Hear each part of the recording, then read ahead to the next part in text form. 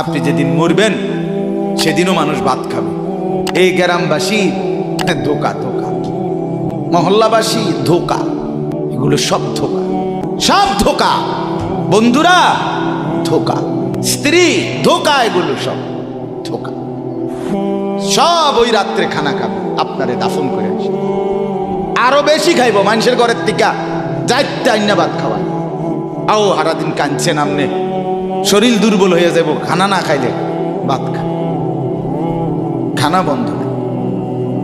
লাশের সামনে, লাশের সামনে মুসলমান আজকে জানাজা, লাশ সামনে, এখানে দাঁড়াইয়া জিগায় খানাটা কোন দিন কইয়া লাইলে ভালো আছিল।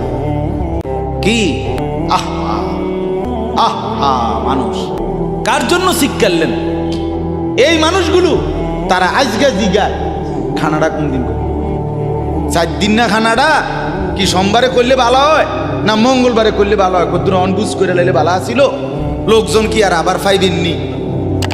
হ্যাঁ, মানুষটিরে আবার কইটু আইবেন, আজকেই কইয়া লাইলে ভালো।